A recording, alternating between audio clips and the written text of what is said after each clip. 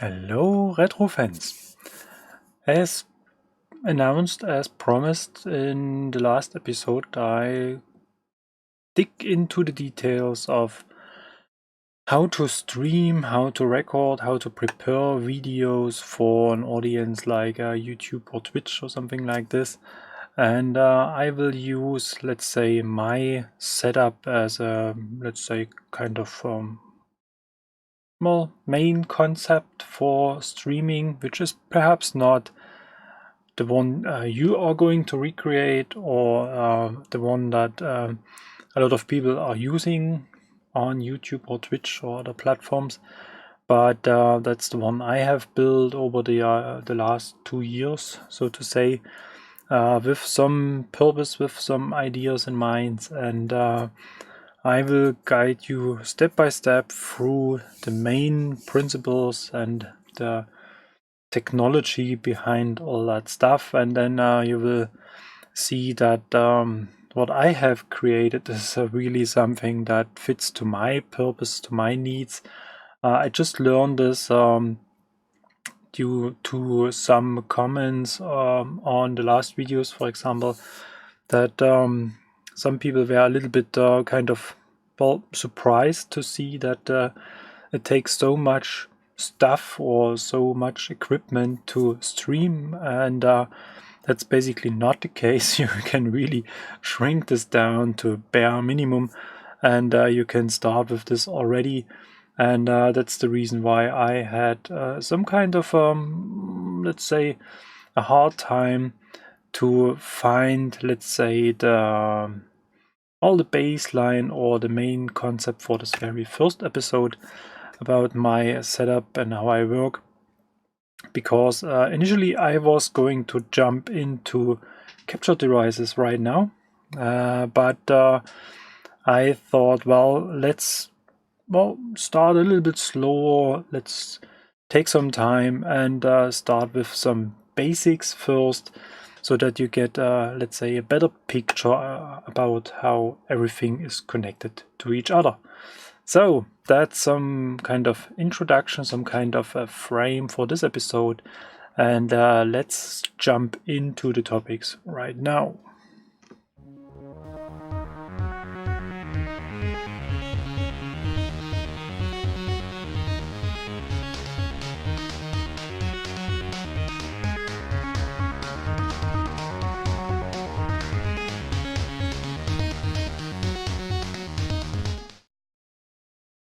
So, and to have some kind of, well, let's say, graphical help, I have created some kind of presentation or a rough overview about the whole thing. And let's start with this right now.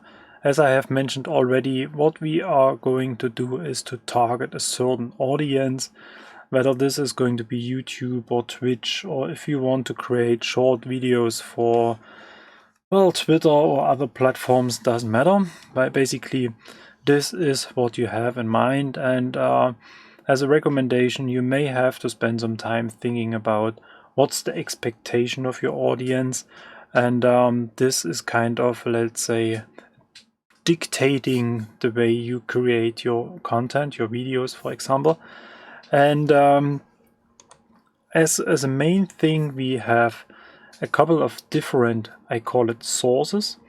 And one major source is the video signal coming from, let's say, a device, whether it's a C64, a game console, a PC for gaming, or whatever you have in mind, which creates some video signals. And then usually, as you may have seen on a lot of YouTube videos, and especially on my channel as well, you have a video signal coming from a face cam. This is what we can see right now. And an additional video signal coming from, let's say, your workplace, your desk, for example. And you want to combine this in whatever way. And this kind of, well, shows us that we need at least, let's say, one major video source. This is the system you're going to represent. And then you can add additional video sources like, well, the face cam and the desk cam as mentioned.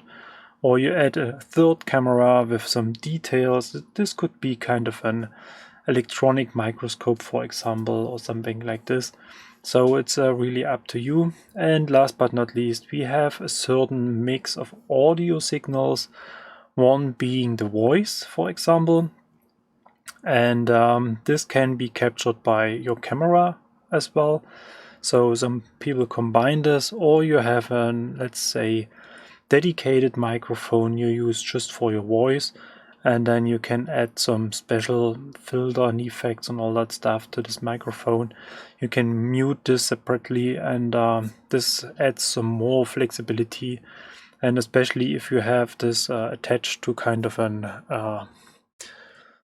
mount like I'm using, you can position the microphone to every place you want, and you do not have to talk to the camera explicitly, so that you're still good to understand. And additional audio sources are music, for example. In some of my videos I'm using some background music, and you have some sound and music effects coming from your game systems, for example, or the system you're going to represent. And there are different ways to capture this audio and to process this audio within your system. Talking about a system, in the middle of this we have the so-called, or I call it the stream device.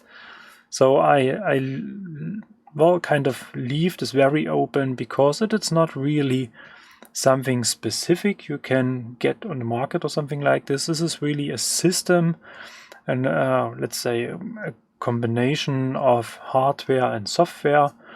And in my case, I'm using a standard, let's say, Windows PC with software on it to process all the video and audio inputs, for example, and to manage all the scenes and transitions and all that stuff.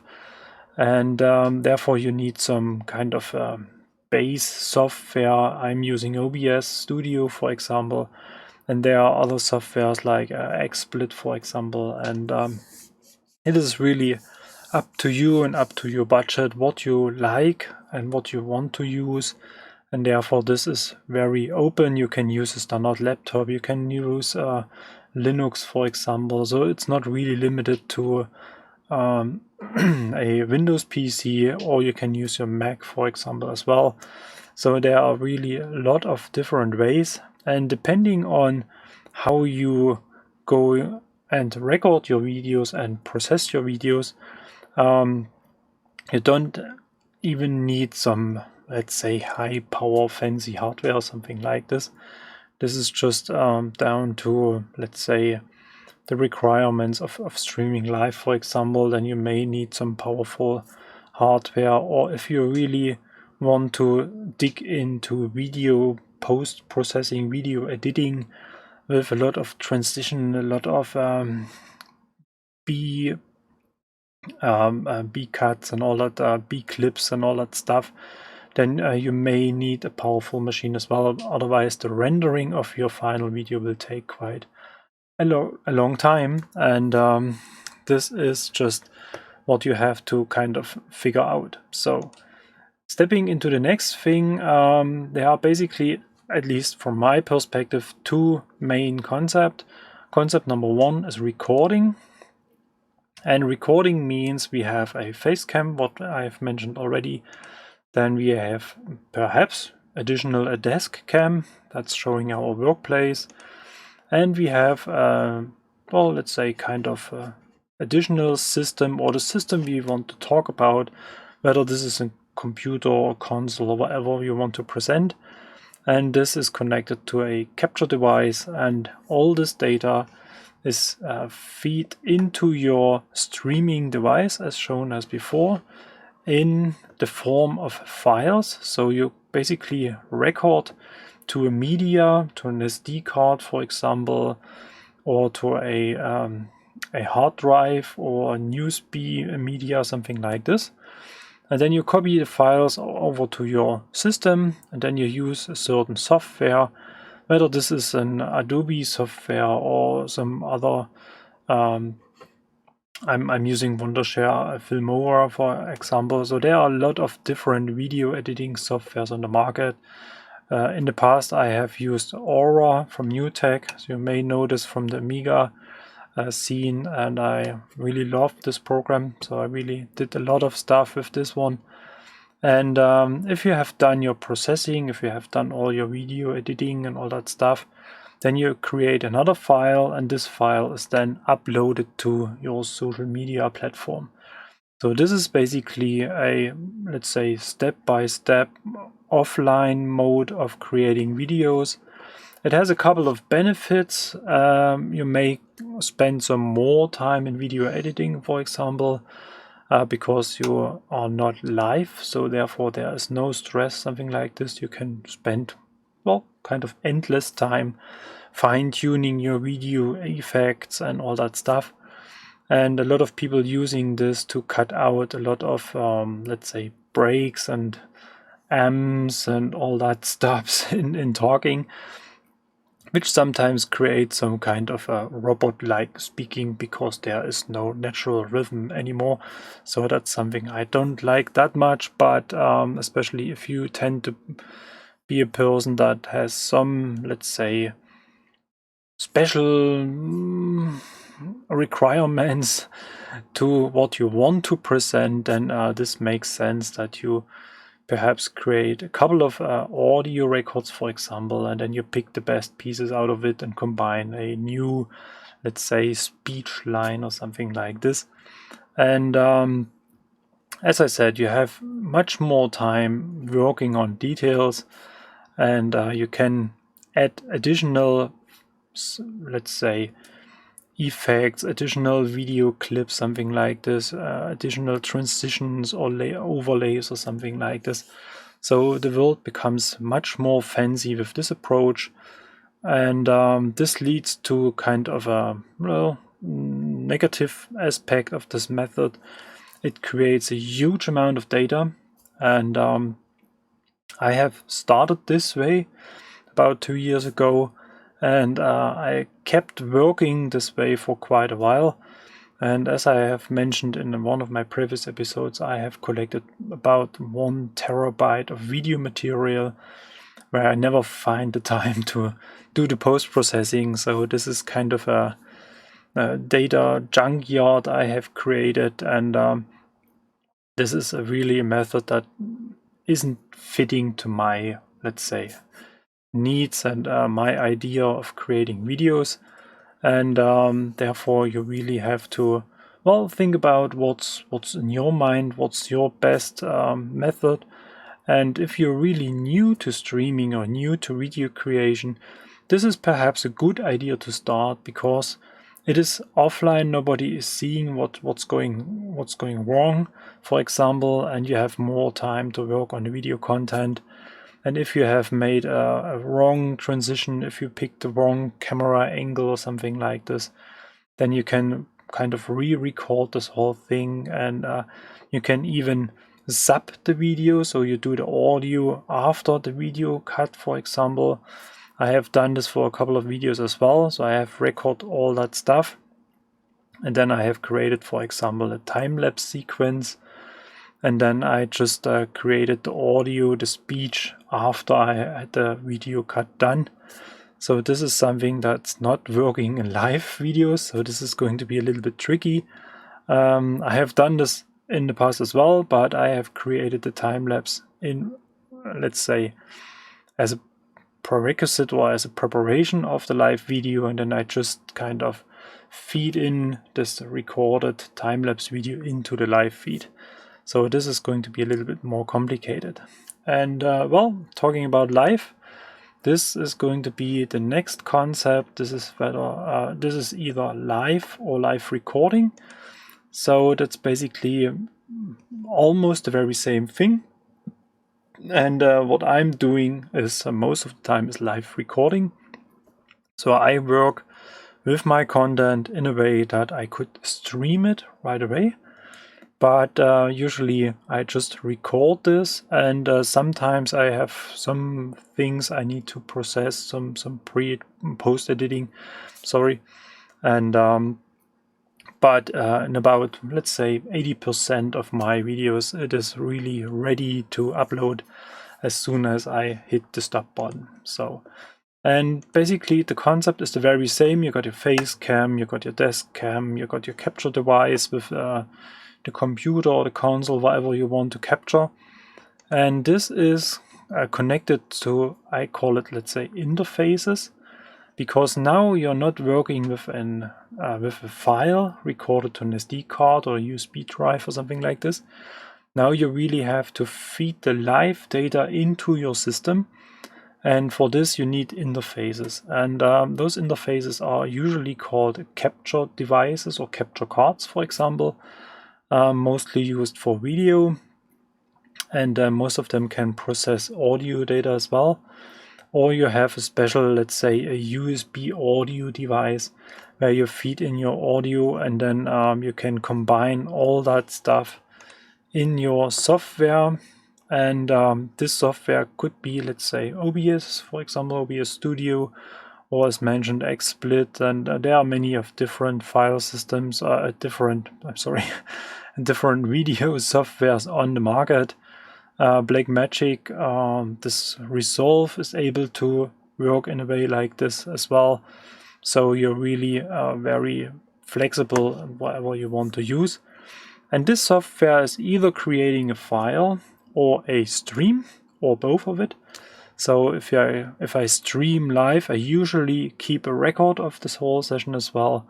So if I had some problems with my upload rate, for example, then I consider exchanging the live video with the file I have recorded.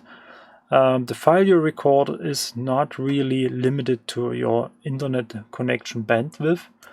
So if you stream with, let's say, 8 Mbits, for example, and then you can record in parallel your video with 15 megabits, for example, then you will end up with a better quality, and then you can upload this to YouTube or Twitch. No, Twitch is not able to upload something. But let's keep it with YouTube or Twitter, for example. Then you have a better chance achieving a better quality, so to say. And well, as mentioned, you can either stream this to your social media or you can upload a file. So there's a small offset between being ready and being online. But if you stream live, then you're online almost immediately. And well, this is less forgiving. So basically, if I step into some issues, then I really have to figure out whether I stop the stream, for example, or if I just record a file for uploading, then I may consider just continuing the whole thing and doing this in post-processing. But most of the time, if I encounter some troubles, I hit the stop button and start over again, which is basically what I prefer most of the time because of the flow of the concept I have creating for the video. So then we talk about capture concepts. I have mentioned the term interface. That's the part where you feed in your different signal sources into your system. And as mentioned, there are external HDMI capture cards, for example, if you work with HDMI. I will dig into this in a few minutes. And these external capture cards are available as USB 2, USB 3 or Thunderbolt devices, for example. I do not recommend to use anything else or USB 1 or something like this, because you won't handle the data amount, and those devices are rather old and the quality is not really what we are looking for. But if you have let's say an analog capture card, for example, if you really want to convert an analog video signal to USB or something like this, then you may use an older device as well.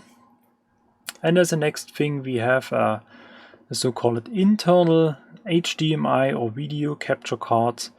They are usually built in PCI Express form factor, and they need between 1 and 4 lanes depending on the data amount of data you want to transfer, whether you have a single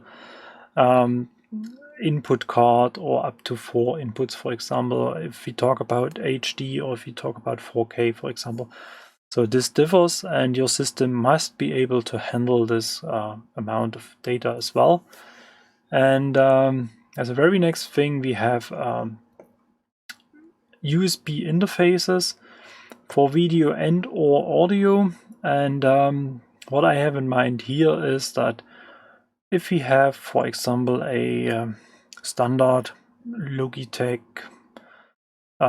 chat cam, a webcam, then this is usually an USB camera, and this USB device combines video and audio signals, for example.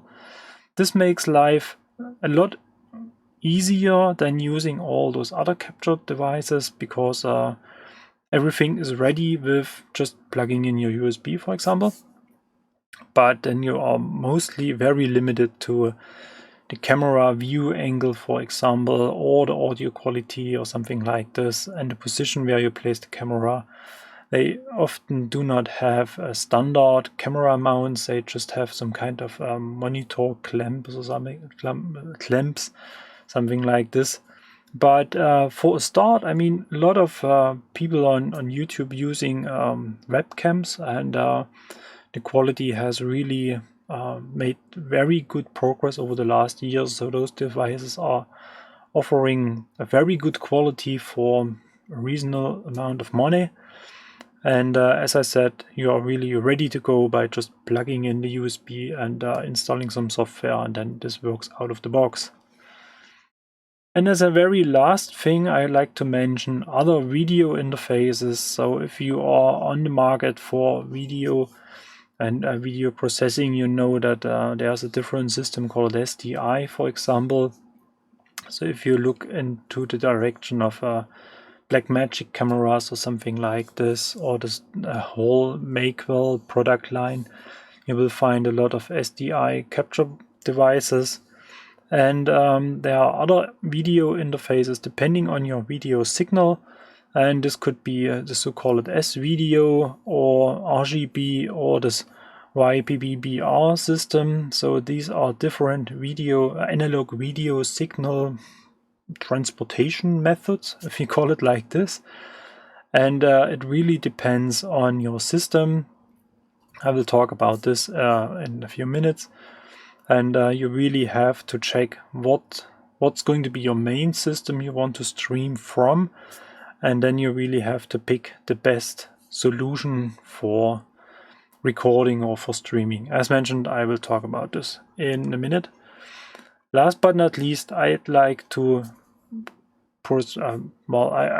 present you kind of a rough overview of my setup. So you may have recognized that I'm using scenes with a lot of overlays, with a lot of different inputs, especially when I stream this music video I'm doing on I have done on the last Sundays, for example, or Saturdays. Then I'm using up to 4 or 5 different input systems, and this is basically how this whole concept looks like. As you can see at the top, I got my desk cam, and this is a 4K HDMI camera connected to a 4K capture card.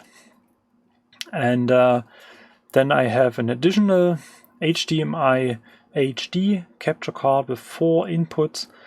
And to this capture card I have connected the face cam, the one you see right now. I have connected the capture cam, the capture device, the FrameMeister. And to this FrameMeister I have connected my computer, let's say a C64, something similar like this, my laptop, as mentioned in the last episode, and I have an additional HDMI input which I can use to connect the C64 Mini or the Ultimate 64, something like this. And then I have another input where usually my Ultimate 64 now is connected permanently. So this is a little bit, a twist, because the Ultimate 64 has a very special video format in terms of dimension. And every time I switch between the FrameMeister, which outputs a full HDMI, full HD HDMI signal, and the Ultimate 64, I have to reconfigure my whole OBS scenes. And I was kind of, let's say, a little bit annoyed about this, so I decided to add the Ultimate 64 to a dedicated input and have a dedicated set of scenes just for the Ultimate 64, and I do not have to fine-tune all the aspect ratio and the video size and all the scenes all the time. So this is just for the sake of comfort. And the fourth input is used by my oscilloscope. As explained in the last episode as well, my oscilloscope is equipped with a VGA output, and I'm using a VGA to HDMI video converter, and so I'm able to feed the live picture of this oscilloscope into my videos as well and use it there as overlay. And this is very interesting for repairs or just for, let's say, visualization. Well, that's a hard word for German. Of the audio stream coming from my C64s, for example. And there we talk about audio already, and this is basically the last page of my so-called presentation. And here's my audio setup. On top, I'm using a microphone which is connected by USB. I have tested a couple of different approaches to get the audio from my microphones into my systems, and I came up basically with the concept of using a USB microphone, and this avoids an additional audio to USB converter, and I have this combined in one device. And it took me a couple of models until this was working fine, but finally I found one that's pretty good. And then I'm using a 2x2 USB audio interface. This means I got two inputs, I got two outputs, and this is connected to my XR18 Behringer mixer, and to this mixer I have connected the C64 or different systems, my laptop, and the output of the mixer has several output options, is connected to the oscilloscope for, well, as mentioned already, the representation of the graphic representation of an audio signal, for example. Then connected to the capture device, to the HDMI capture device, is the Ultimate 64, and the audio from the Ultimate 64 is captured by this HDMI capture device. So this is kind of a bypass, and this creates a little bit some issues when I want to show the audio signal with my oscilloscope, because then I need to use the output of my 2x2 USB audio to feed this back to the XR18 mixer, and then I have the connection to my oscilloscope. So this is one of the very rare situations where I have to a little bit, well, reconfigure my audio setup. And if I have some background music when I'm soldering things or something like this, then I'm using Foobar, which is a Windows audio player, and this runs in the background, and this is connected by a virtual device to OBS. That's something I am going to cover in one of the next episodes as well, when I talk about my OBS setup. And then in addition, I have the second HDMI capture device, where I have connected my FrameMeister to it, and the FrameMeister is capturing the audio from a computer, game console, whatever we want to feed into the FrameMeister. And this is, let's say, the third or fourth way of getting audio into my system.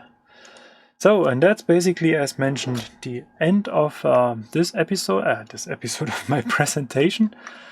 And let's switch to my desk cam, and then I can show you a couple of things I have prepared in terms of sources. And as you can see, I have basically three different systems here. This is a standard C64 board with the so-called YPBPR video adapter.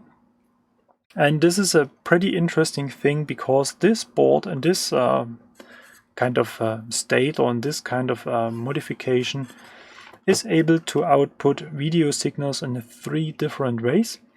And as mentioned, the main purpose of this modification is to output a component video.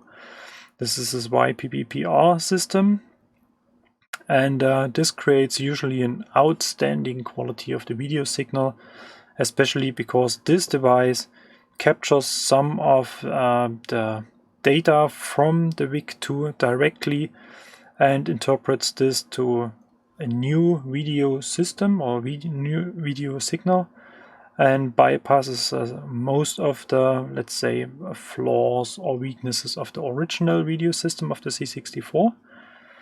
But it keeps the compatibility of the old system by feeding back the video to the standard video audio connector.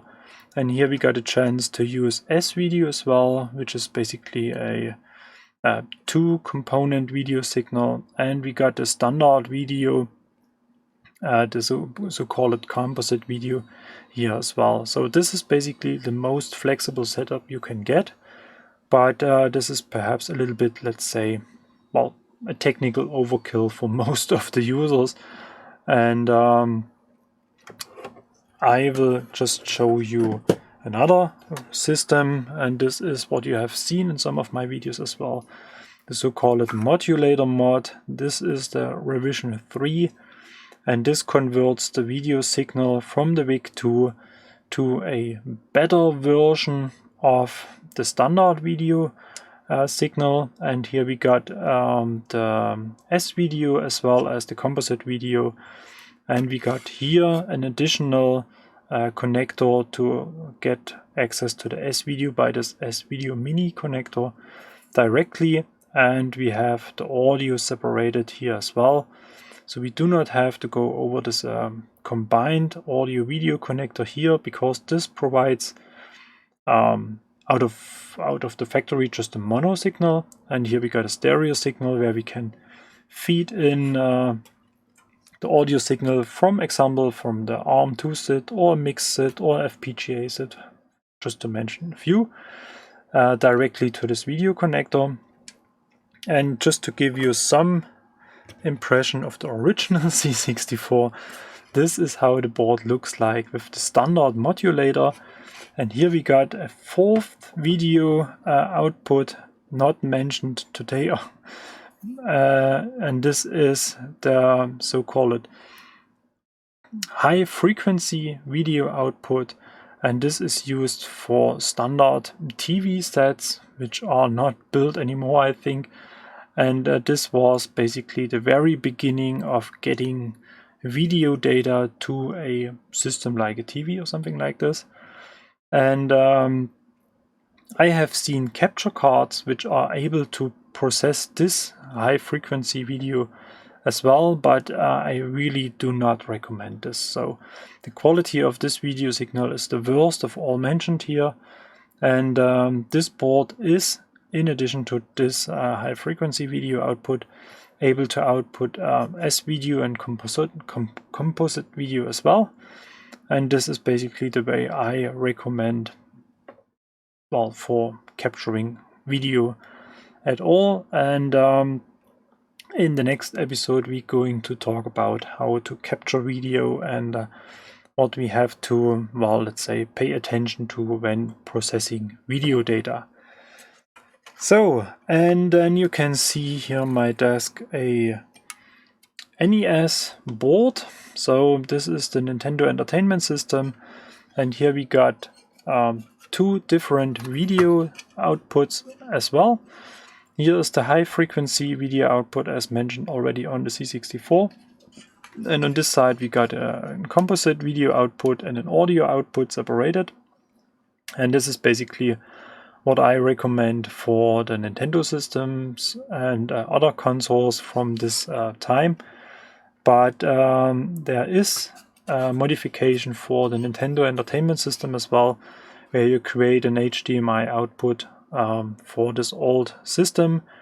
And this board has been kind of prepared to add the mod. Therefore, I have put sockets for the two CPUs here, and this is going to be the main reason for the changes of this. Unfortunately, this CPU is broken, as you can see, is missing a leg, but or a pin, and I have to fix this, but not today. So, and yeah, I just like to show you the C64 Mini, and I use this as a kind of stand-in for the Ultimate 64 because it is equipped with an HDMI output already, and this has indeed some benefits because you do not have to convert an analog system to a digital video signal because it is there already.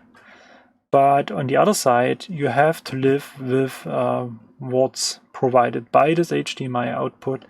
And as I have mentioned, Ultimate 64, for example, is outputting a very, well, I'm not going to say strange, but it is different. It's not an HDMI, it's not an HD signal. It is a smaller resolution, and therefore you have to scale this in your systems. And it's not even HD ready, but C64 Mini, for example, has an HD ready output, and this makes it indeed a little bit easier to work with the video signal. But this is basically just some side information to this whole HDMI topic. And last but not least, if you think about using basically the C64 as your main device, what I'm using quite a lot is an adapter that looks like this. And this is a very interesting thing. It's called a multimedia breakout adapter. This is connected to the standard audio video output of your C64 board, and then you got a chance to access the S-video part directly without adding a modulator, for example. You got your composite signal, you got your audio signal separated into two left and right sockets, and you can choose whether you have a mono signal distributed to both connectors or if you have a stereo signal. And then you have an additional 3.5 millimeter stereo headphone jack here on the board as well. And therefore you are very flexible with your cabling and all that stuff. And if you use, let's say, the Mini S-video connector most of the time, then you do not have to change cables and all that stuff. Because you can use this little adapter for your system like standard C64. So, and that's basically the end of this episode. And as mentioned, the next episode is going to talk about cameras, and I will show you a couple of cameras, like for example this Sony wide angle camera, or we're going to talk about whether it makes sense to use cameras like those GoPro clones, for example, which you can get for, well, cheap money on eBay, for example, or an original GoPro, or what I'm preferring is this type of HDMI cameras, and I will talk about the details, the pluses and minuses of the different systems, and then eventually we will come to the first presents, to the first giveaways, because in this episode I will show you what you can, well, possibly win over the course of the next weeks. So basically that's all for this episode, and if you have any questions, if you want to know something about a certain whatever topic, then feel free to use the comment section, and I'm really looking forward to your comments, and I want to, let's say, incorporate those topics as best as possible over the next episodes. So therefore, it's really appreciated and really helpful if you just kind of, well, tell me what you have in mind, and then it makes it a little bit easier for me to prepare the content and to talk about certain things in details.